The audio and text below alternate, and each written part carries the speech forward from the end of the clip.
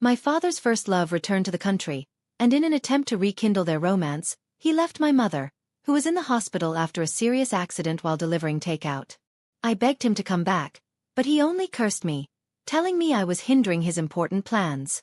I spent the night outside the operating room, crying and praying, but despite my efforts, my mother didn't survive.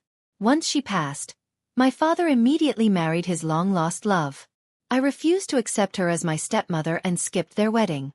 This caused her to resent me, and from then on, she treated me terribly while my father ignored it, calling me a liar. It wasn't until I uncovered that she was having an affair with a married man that I realized my father was completely under her spell. Just when I was about to reveal the truth, she poisoned me at the dinner table. When I woke up, I found myself back on the day of their wedding. This time, I decided to attend. It was the first time I saw my father so happy. He was deeply in love with his first love, and in the end, I realized he had simply become a backup. I quietly sat among the guests, observing the wedding. My father, so eager to prove his love for Sophia, had spent half of his fortune on this lavish celebration. But it had only been a month since my mother's death. I clenched my teeth, bitterness overwhelming me. "Thank you all for coming," my father began, his face full of joy. "Sophia and I have been through so much, and we've finally found happiness together. All the struggles before are just a memory. You are the only one I will ever love, Sophia." A flush of red appeared on his cheeks as he looked lovingly at Sophia, who smiled sweetly at him. The room erupted in applause, and the old man kissed her passionately. It seemed like they were finally living their happily ever after. But had they really suffered? It was my mother who had supported him through school, working tirelessly as a delivery driver, only to die while still supporting him. And yet, he had moved on so quickly, abandoning the woman who had given everything for him. I felt disgusted and wanted to confront them, but I knew it wasn't the right moment. I had a plan, and today, I would make them pay. Quietly, I excused myself and left the banquet, heading toward the broadcasting room. I couldn't let them get away with this. I connected to the sound system and sent a message through the system, making sure everyone could hear. Suddenly, a sharp noise rang out from the speakers, causing the guests to look around, confused. My father, startled, turned to the staff for an explanation. I cleared my throat and began. In my previous life, Uncle David and I had uncovered Sophia's affair in full. It's unfortunate I died before I could expose it. But now I'm here to reveal the truth. The room grew quiet as I continued. "Hello, everyone. I'm Emily, Ethan's daughter. My father betrayed everyone who trusted him. When my mother worked so hard to support him through school, he fell in love with his junior, Sophia. After he began working for a prestigious company, he didn't give her a single penny of his salary, forcing her to keep working as a delivery person. Not long ago, my mother was killed by a large truck while on the job. On that same day, Sophia called my father, and he left my mother, abandoning her to meet her in secret. Now, just a month after her death, he is marrying her. But what he doesn't know is that Sophia is 3 months pregnant, with the child of a married man, and we all know who the father really is." I paused, steadying myself as I faced the crowd. Since that man won't marry her, she's only turned to my father to cover her shame. What a pathetic situation. The guests whispered in shock. My father's face turned pale, and he tried to shout at me, claiming I was lying.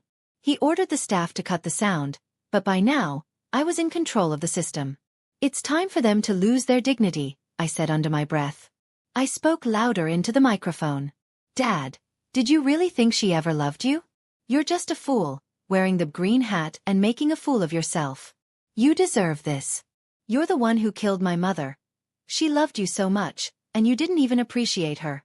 I could feel my heart racing as I kept speaking, knowing I was running out of time. The staff were trying to break down the door behind me, and I could hear them getting closer. But I held firm, not caring anymore. The truth must be known. These two scumbags don't deserve such a sacred ceremony as marriage. Just as the door slammed open and staff rushed in to drag me away, I shouted one last time, "Ethan, is this how you want to deal with me? Beating me to death? My mother's already gone. I have nothing left to lose. But I believe in justice, and the people here will surely not allow you to get away with this." The staff hesitated, and I could see the guests whispering among themselves. I had made my point. I knew that by revealing everything, I had finally made them pay for their cruelty. Miss Emily, please. The wedding had become a complete joke. No one could look each other in the eye, and the guests were left unable to offer any congratulations. Some of them secretly recorded the events and uploaded the footage online, making it go viral. However, none of the people present were aware of it at that moment. After the staff instructed everyone to leave, the three main people involved were gathered in the meeting room at the back. Sophia was sitting on the sofa, wiping her tears non-stop. Her father sat in the middle of the room, staring at me with cold eyes. I had caused him so much embarrassment that he likely wouldn't be able to hold his head up around his colleagues anymore. He might even be fired due to his questionable actions. I gave him a smug smile, enjoying the sight of his fury. Dad, after all your hard work, you're just a fool. I've done you a big favor. Don't forget to thank me. Father jumped to his feet, his face turning a deep red with rage. Without warning, he slapped me across the face. I was caught off guard, and my lip began to bleed. You're spreading rumors about Aunt Sophia in public. You're as wicked as your mother. Vicious stepmother, I scoffed, breaking free from his grasp. Why are you so disgusting, Dad? Are you so old you didn't even bother listening carefully to what I said? No wonder those who get involved with younger people lose all sense of decency. Should I call you simple or just plain foolish? I'm not the one who's always lying. Father clenched his fists, his anger boiling over. How dare you speak to me like that, you little brat? I should have killed you at birth. His words only fueled my resolve. As he raised his hand to strike me again, I swiftly dodged his attack and grabbed his wrist, before slapping him hard across the face. Don't lecture me, I snapped. It was my mother who gave birth to me, not you. What right do you have to say anything? Do you think I'm afraid of you? Go ahead, hit me again. I shouted loudly, effectively overpowering his imposing demeanor. He bared his teeth, attempting to twist his wrist free, but despite his strength, I managed to avoid his attempts. The standoff was tense. Father, nearing 50, was panting with exhaustion, while I remained agile and defiant. Sophia, seeing the conflict escalating, tried to intervene. Her voice soft and pleading, she said, Ethan, maybe we're just not meant to be together. I don't want to see you fighting with your daughter over this. I'll leave, it's not worth it. Her performance, meant to soften the situation, only angered me further. Without hesitation, I grabbed an apple and threw it at her face. She cried out in surprise, looking at Father with innocent eyes. The sight of her feigned vulnerability made him waver, and his pity for her was evident. I sneered at her. Don't try to act virtuous. You think I don't know what kind of person you are? 2 years ago, you had an affair with a professor and used your connections to get a diploma. When his wife found out and beat you up, you didn't stop, still throwing yourself at him. Recently, when you failed to force him into marrying you, you were kicked out. Now your reputation is ruined, and you can't stay abroad anymore, so you run to my father to cover for you. Father's face turned pale, but I didn't stop. This is the woman you love so deeply? You'd abandon everything for her, but she's only using you. Once she's back with the professor, she'll drop you just like she did my mother. Father opened his mouth but couldn't find the words. He glanced at Sophia, who was now visibly distressed. Sophia, ever the skilled manipulator, quickly regrouped. She shook her head, saying, Emily, I don't know what I did to offend you, but spreading lies about me is wrong. Ethan, we've been together for years. Do you really believe her over me? As she spoke, she even managed to shed a tear, turning her face away in an act of sorrow. I saw Father hesitate, and I mocked him. Stop pretending. Ethan. How old are you now? She's younger, more beautiful, and takes better care of herself. You really think she doesn't care about looks and only loves you? If that was true, she would have married you by now. No, she's with you now because you're old and fading. Do you still think you have charm? My words pierced him like a dagger, and this time, Father didn't scold me. He was clearly shaken. Although he was deeply in love with Sophia, my words struck at truths he hadn't wanted to face. At nearly 50, he had lost his youthful looks and charm. He couldn't compete with someone younger and more attractive, and he knew it. Father coughed, looking at Sophia's pale face, and she acted as though she was about to collapse. We've had such a deep connection for so many years, Ethan. Do you really believe her instead of me? She asked, her voice trembling. If you doubt me like this, maybe I should just end it all now. She rushed toward the window, causing father to panic. He couldn't bear the thought of losing her. Sophia had always been his dream, the one he had longed for. She had been his weakness, but now, it seemed she was also the blade that would pierce his heart. Seizing the opportunity, I didn't hold back. True love conquers all, I mocked, making sure my words landed hard. Sophia had already convinced my father that he was young again, all for her sake. But all he had done was raise another son of an old man. I couldn't help but laugh bitterly. Despite his infatuation with her, it seemed my father was only contributing to my own misery. Sophia's fury was evident as she ground her teeth, her eyes burning with hatred. It was clear from her gaze that she wouldn't rest until one of them, either my father or herself, was gone. Yet, my father remained unaware, only offering her a comforting pat on the shoulder. His eyes unfocused and distant. He appeared lost in thought. Before the tension could escalate further, the door creaked open, and I muttered under my breath, "Uncle David is taking his time. Arriving now of all moments." Turning around, I froze. Both Sophia and I were taken aback. There, standing in the doorway, was a woman with graying hair. A stranger. My father looked at her, confused. But then, Uncle David walked in, his smile warm as ever. "Apologies, I was a bit late picking someone up from the airport," he said, brushing off the delay with a nonchalant grin. "It's no trouble at all," I replied quickly, relieved to see him. But suddenly, an odd realization hit me. How did he know to come here? I had only asked him to attend the wedding and bring me home. I hadn't told him anything about Sophia's schemes. Could it be that Uncle David was also reincarnated? I shivered at the thought. I rushed to his side, whispering, "Uncle David, were you also reincarnated?" He gave a knowing smile, saying nothing, but his arm around me felt comforting. His kindness was something my father had never shown me. My heart brightened, and I clung to him, tears welling in my eyes. For once, I wasn't facing this fight alone. But as usual, my father's ego and control issues couldn't stay in check. His expression darkened as he glared at Uncle David. "What do you think you're doing? You're supposed to be Emily's uncle, not some stranger. Show some restraint." Uncle David, unfazed, simply tightened his hug around me. "Since you remarried, I doubt you'll care for Emily properly. I've watched her grow up. I know her better than you. If you can't show her love, I will." That was the tipping point for my father. His anger flared, and he pointed at Uncle David, calling him a bad influence, accusing him of filling my mind with lies. Sophia, pretending to sob by the sidelines, watched the argument with a cruel satisfaction. She wanted nothing more than for my father and me to drift apart. She had always been calculating, scheming for her own benefit, and this was just another piece in her twisted game. But my attention shifted when I noticed the woman, Emma, the professor's wife, standing quietly behind me. Her eyes held a dangerous intensity, and I realized this was no ordinary woman. The same woman that Uncle David had invited. But why? Emma spoke sharply, her voice carrying weight. "What's all this fuss about? Isn't this familiar to you, Sophia? When my old friend passed away, her husband went straight to his lover, and the lover took her place before her body was even cold. Now this woman, Sophia, is hiding her pregnancy, hoping to use it as leverage to secure her position. You're nothing but a gold digger." Sophia paled, her hands instinctively covering her abdomen. Emma's cold gaze never wavered. "So, are you pregnant?" she sneered, moving to pinch Sophia's cheek. The force of Emma's presence was undeniable. Even my father froze, unsure whether to defend Sophia. "Trying to trap him with your lies?"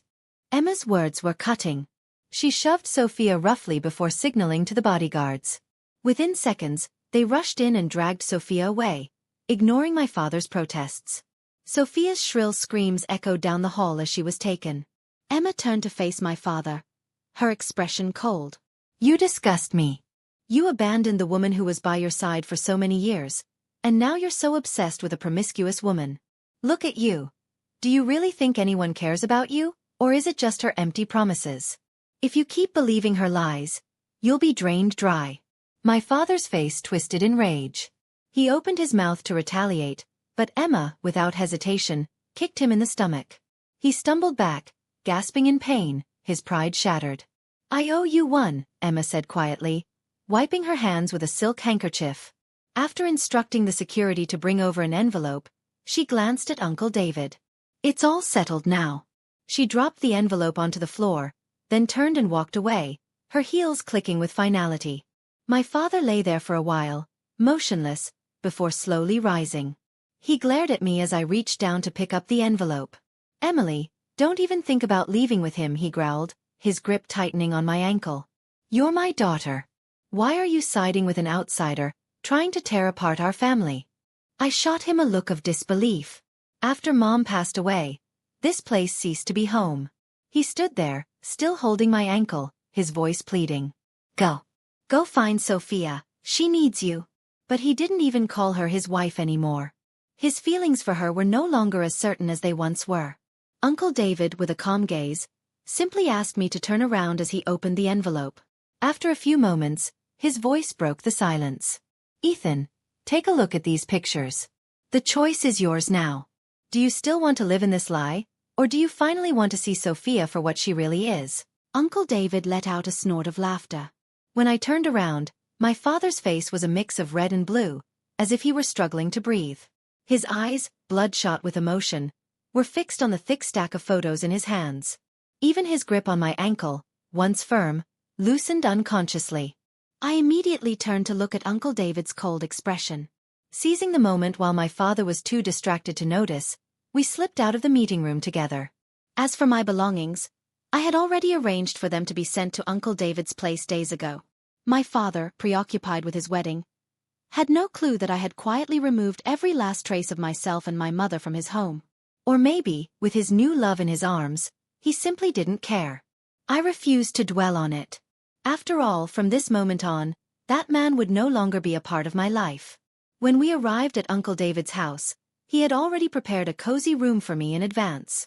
The warmth of the space was inviting, and on the desk stood a framed photograph of my mother, her smile radiating with the same gentle light as it did when she was alive. My eyes stung with unshed tears as I reached out, tracing the familiar lines of her face with my fingertips. "Let it out," Uncle David said, giving my shoulder a comforting pat. "You'll feel better." I turned to look at him. "Uncle David, in my past life, were you the one who exposed Sophia's true nature?" "Yes," he admitted. "I lost control at your funeral. I only wish you had been there to witness how satisfying that moment was." His voice softened. "Afterward, I visited the graves of you and Xiao often. I only regret not realizing the truth sooner. If I had, maybe your mother." I let out a quiet sigh. "Don't blame yourself, Uncle." He pressed his lips together, taking a deep breath.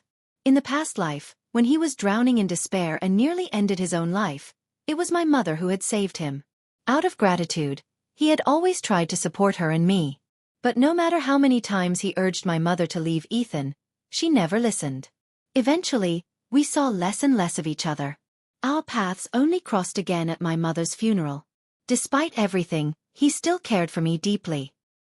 He took it upon himself to investigate the entire incident. But before I could even process the truth, Sophia's hatred had already sealed my fate.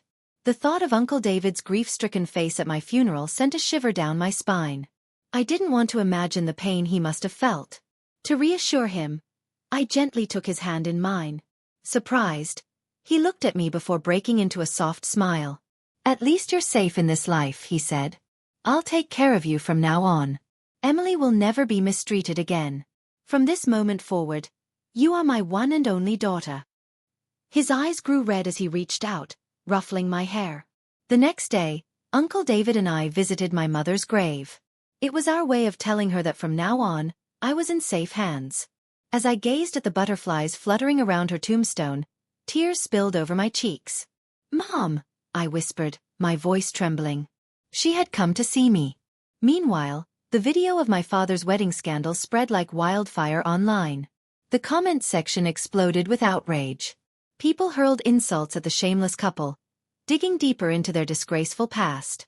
By the time I scrolled through the footage, my father's company had already issued a statement terminating him. Many self-made entrepreneurs even threatened to blacklist him from the entire industry. With powerful figures pulling strings behind the scenes, my father stood no chance. Before long, his home address was leaked. His front door was vandalized with paint, and he was ambushed by a group of young men who beat him mercilessly. In the viral video, he lay sprawled on the ground in a pitiful state, surrounded by jeers and laughter. "Is this Ethan the great businessman?" one voice mocked. "What's he doing rolling in the dirt?" another sneered. "He's nothing but a pathetic dog." "I can't stand men who abandon their wives and children," someone else spat before kicking him. Yet, my father didn't fight back. He simply cowered, shielding his head as he endured the blows. Then the screen shook. My father, still curled up on the ground, trembled violently as realization dawned on him. But even in the face of such humiliation, he didn't dare lift his head. Eventually, the mastermind behind the video was arrested, and the footage was taken down. But by then it was too late. The damage was done. Memes and parody clips flooded the internet, cementing my father's reputation as a disgraceful bootlicker who had abandoned his devoted wife. No reputable company would touch him now. Sophia didn't escape unscathed either. Her history as a gold digger was fully exposed. But strangely, she seemed to have vanished without a trace. Rumors circulated that a certain internet celebrity had gone missing overseas. Some speculated that it was Sophia. No matter how hard netizens tried to dig, there were no leads. Considering Emma's powerful connections abroad, it wouldn't be surprising if she had taken matters into her own hands. The sheer control wielded by the upper class sent a chill down my spine.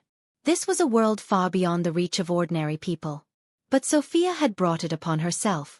That night, I dreamed of my past life. Dad had been away on a business trip, leaving me alone with Sophia and her son. The boy, mischievous as ever, shattered the precious ornament my mother had left me. Furious, I shoved him away. He burst into tears. Sophia stormed into the study, yanked down an old family photo, and set it on fire. "Your mother is dead," she screamed. "Stop mourning her." She glared at me. "From now on, I am your mother." Consumed by obsession, she erased every last trace of my mother from the house. No amount of crying or begging could stop her. Later, inspired by the cruel punishment she had seen in television dramas, she took to pricking me with needles. The wounds were so small that no one could see them. I was covered in invisible scars. I pleaded with my father for help. But he simply pushed me away. "Get lost," he said coldly. "Don't ruin our family's peace." And so, I learned to suffer in silence. As I lay in bed, lost in that painful memory, a familiar agony twisted my stomach, the same excruciating pain I had felt the night I died. The scene shifted. I saw myself collapsing from the poison. Sophia, with tears streaming down her face, clung to my father. "Honey, I didn't know the mushrooms were poisonous," she sobbed. My father ignored my dying body, holding Sophia close as he covered their son's eyes.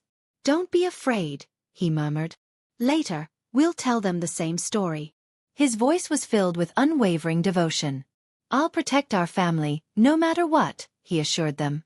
I was nothing to him. Just the daughter of a woman he had long discarded. How could I ever forget that? My mother and I had witnessed my father's cruelty long ago. Yet, I still naively hoped he would recognize Sophia for who she truly was. But in reality, I was always the outsider in this family. No one would care if I collapsed, coughing up blood. In a haze, I heard a familiar voice calling my name. "Emily. Emily? Wake up. It's over now. Don't be afraid. From now on I'll be here for you." I jolted awake, meeting Uncle David's worried gaze. Overcome with emotion, I threw myself into his arms, unable to hold back my grief any longer. The past felt like a distant nightmare. In this life, I refused to be deceived by the illusion of fatherly love again. I would never make the same mistake twice. As the saying goes, what occupies your thoughts by day invades your dreams by night. Uncle David said their affairs had disturbed my mind and advised me to let it go. I nodded, choosing to stop searching for anything related to them. Life gradually regained its peace, until my father reappeared, bringing chaos once more. Stripped of his wealth and status, he had nothing left. After failing to reach me through numerous calls, I never expected him to show up at my school. Dismissal time meant crowds of students and security guards, preventing him from acting out. I swallowed hard, my gaze landing on his swollen face, barely recognizable. The arrogance that once defined him was gone. Instead, he stood at the school gate, hunched over, looking pitiful. "Emily, it's my fault," he said. "I was blind. Come back. I'm so lonely. I know I was wrong." Then, to my horror, he suddenly dropped to his knees before me. I instinctively stepped back, repulsed. The dream from the other night reminded me of who he truly was. "Are you insane? This is a school." Ignoring my outburst, he clung to the hem of my clothes, refusing to let go. His tears streamed down his face, making him appear miserable, but to me, it was nothing but disgusting. Passers-by turned to stare. Then, he suddenly raised his voice, ensuring everyone could hear. "No matter how you feel about me, don't be ungrateful. Come home, my dear daughter. I'm your real father. You can't just abandon me for some rich uncle. How can you be so heartless? Your father is kneeling before you, begging." A wave of nausea hit me. My biological father, the man who once threatened to strangle me as a baby, was now publicly slandering me. He latched onto my legs like an octopus, his grip unrelenting. Despite knowing what kind of person he was, I still felt my eyes burn with rage. When I looked around for help, my classmates averted their gazes, whispering behind my back. Parents who came to pick up their children sided with him, their voices dripping with condescension. "Poor girl, you must be exhausted from studying too much. You can't abandon your father just because he has no money. Blood ties are sacred. How could you be so heartless? One day, you'll regret treating your father this way. Are you being kept by that rich man at such a young age? Shameless." Their accusations hit like a slap to the face. They had no idea what had truly happened, yet they judged so easily. Then, I caught the slight smirk at the corner of my father's lips, and a chill ran down my spine. I finally understood his plan. He had lost everything, so now he wanted to drag me down with him. He had come here to destroy my reputation. "Come home, my dear daughter," he crooned. "Be obedient. I can still forgive you. Don't be so shameless as to become someone's mistress." His expression twisted strangely. Though he was the one on his knees, it felt as if I were the one being forced to bow. The crowd, ever eager for drama, gathered closer, throwing insults at me. Words like ungrateful and shameless were flung my way. "Enough!" I finally shouted. The outburst silenced them. "Stop preaching to me when you know nothing." I glared at my father. This man, Ethan, is the same person who made headlines for all the wrong reasons. He killed my mother, and now he's trying to ruin me, too. Are you really going to defend him? I pointed at his swollen face. Look at him. He knows exactly who beat him up. The murmurs died instantly. Some people turned away, others quickly left with their children. But a few older bystanders remained, still determined to push their outdated beliefs. Family fights never last forever. The internet is full of lies. You should support each other. Your mother is gone. Shouldn't you take care of your father now? If she could see you now, she'd be so disappointed in you. Their words made me laugh out loud. Not because they were funny, but because I was too angry to react any other way. Here was an old man who hadn't even watched the viral video yet, was eager to uphold his idea of justice. A sense of powerlessness washed over me. Even my father seemed amused by their ignorance. He leaned in, his voice barely above a whisper. "Emily, I was just as desperate back then. So don't blame me for being ruthless. You turned your back on me first." He spoke in a somber tone before suddenly letting out a wail directed at me. "Come back, my daughter. I'm a failure and can't provide you with a good life." His outburst immediately drew concern from the nearby passers-by. Some rushed to help him up, while others glared at me as though I were a heartless villain. A man grabbed my arm, pointed at my father, and scolded me harshly. "Young lady, how can you be so ungrateful? Can't you see how much your father is suffering? Apologize to him immediately, stop your reckless behavior, and go home where you belong." I struggled to break free, but his grip was too strong. Overwhelmed with frustration, I desperately tried to pull my hand away. "Go home. Go home." "I don't have a home," I shouted. "He killed my mother. Don't be fooled by his lies." I turned to face Ethan, my voice filled with fury. "You're disgusting. You tormented my mother emotionally, cheated on her, and now you've come to my school to ruin my life? Are you trying to push me to the edge? Well, dream on. I'll live well, unlike you, a pathetic failure. I shouted with all my might, exposing Ethan's deception and cruelty to the crowd. It felt as if I were ripping open my deepest wounds, forcing everyone to see the truth. This is the reality. Do you still want to defend this man? My throat ached, my eyes burned, but I stood my ground. Finally, the man gripping my arm released me. I'm sorry, miss. Damn you, old man. How could you destroy your own child's reputation? Someone else snapped at Ethan. But still, your family. Family matters should be kept private. Just go home and work things out. There are too many children watching. I was sick of these bystanders who always dismissed serious issues as mere family disputes. They acted as if they were doing me a favor by silencing me, depriving me of my right to defend myself. Were they trying to suppress my voice just to uphold their outdated beliefs? I seethed with anger.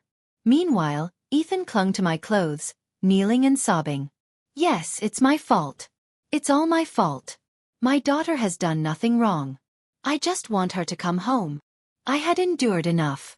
Ethan, you're truly pathetic. As he continued crying, I kicked him, sending him rolling across the ground in pain.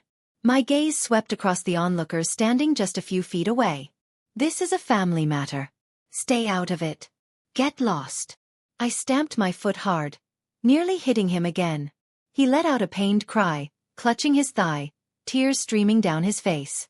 The impact terrified him so much that he lost control of his bladder. Realizing that I was no longer holding back, he scrambled to his feet and fled the scene. Ethan was cunning. He knew when to retreat. Otherwise, how else had he climbed the social ladder in the past? I watched his retreating figure for a long time. The gossiping crowd lingered at a distance, still observing. Still staring? I bellowed.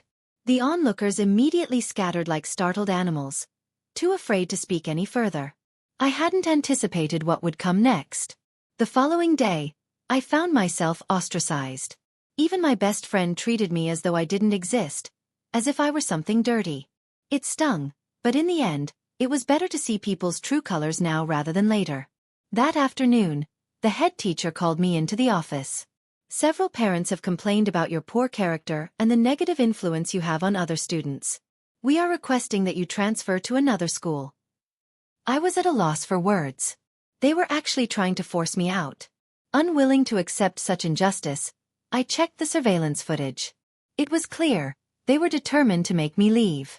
I wasn't afraid of losing my education, though.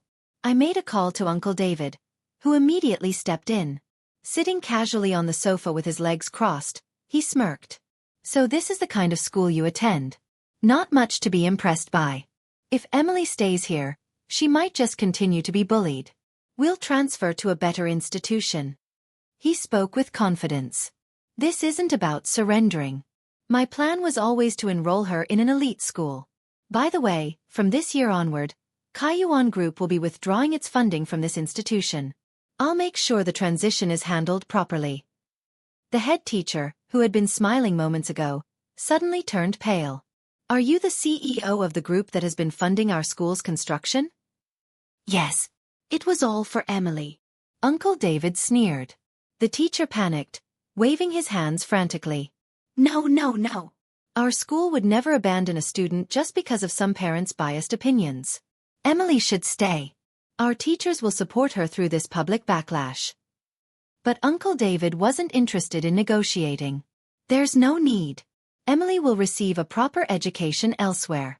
Given the quality of this institution, I think we'll pass. With that, he strode away with me in tow, completely disregarding the flustered head teacher behind us. The school now had an excuse to appease the parents, but the head teacher would likely be out of a job. Suddenly, the frustration that had been festering inside me dissipated. I gazed at Uncle David with admiration. People will always cater to the powerful and oppress the weak.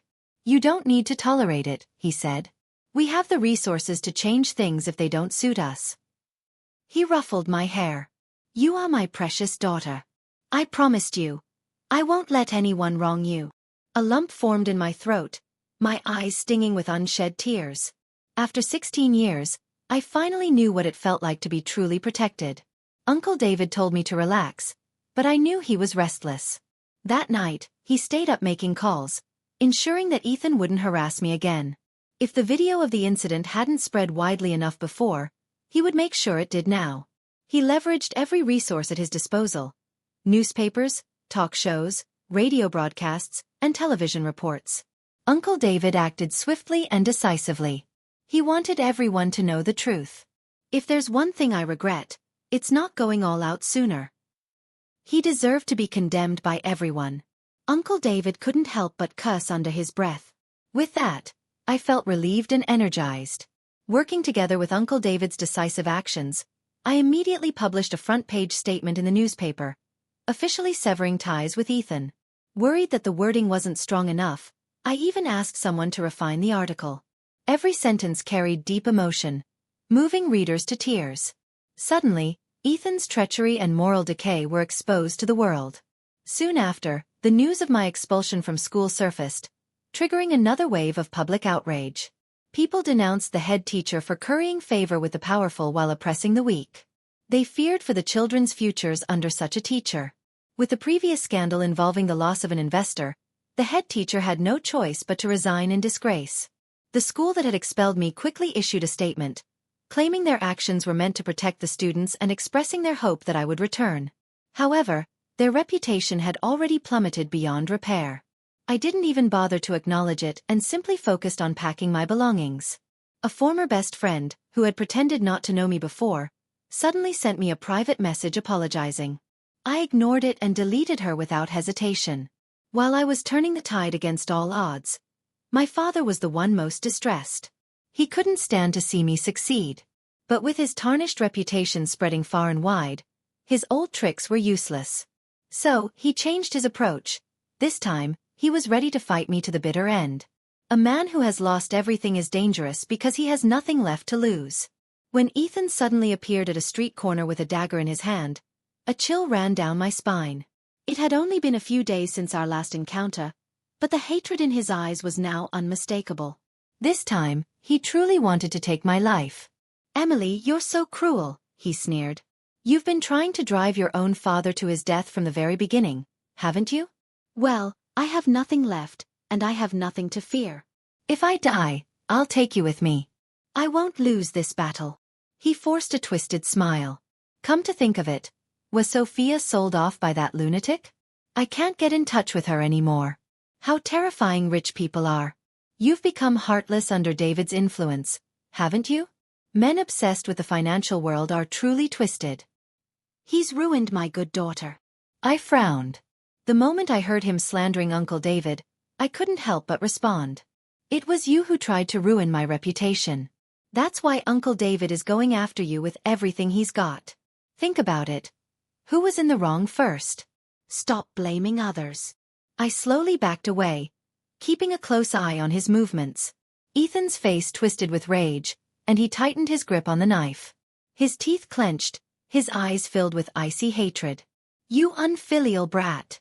I'll kill you right now and take back the worthless life I gave you. You ungrateful. He lunged at me. I held my breath and ran. I had no weapons, so I couldn't afford to fight him head-on. But I had forgotten. Ethan was nearly 50 and overweight. After a short chase, he was already gasping for air. My earlier panic had been unnecessary. Watching him struggle on the ground, I was speechless.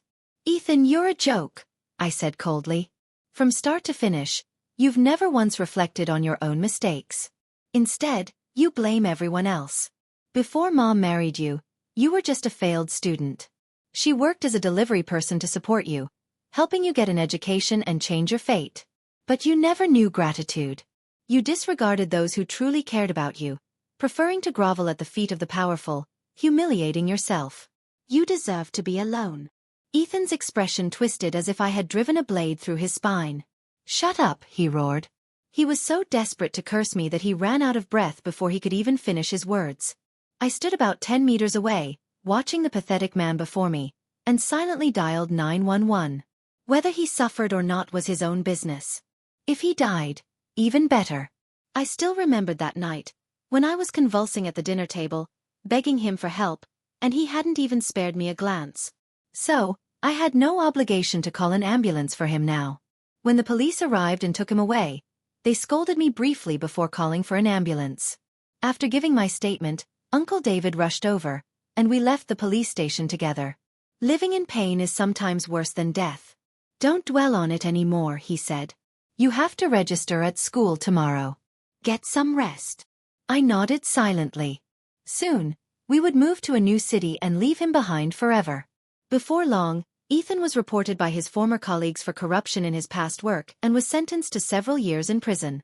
Later, it was discovered that he had evaded taxes. Unable to pay back what he owed, his sentence was extended. Further investigations uncovered other crimes: sexual harassment, fraud, instigating disputes, all of which added even more years to his prison time. He became a broken man. Upon his release, he returned to his hometown and ended his life by burning charcoal. Uncle David worried that I might feel sorrow, but I was so enraged that I bared my teeth. It was too easy on him. That very night, I hired a car, drove to his grave, and scattered his ashes to the wind. Only by reducing his remains to dust could I ease the hatred that had festered for 2 lifetimes. I sat there all night. From that moment on, my story with them came to an end. But the wonderful life ahead of me and Uncle David was just beginning. Let's go get hot pot, I said with a smile. It's on me. Congratulations to me for still being alive.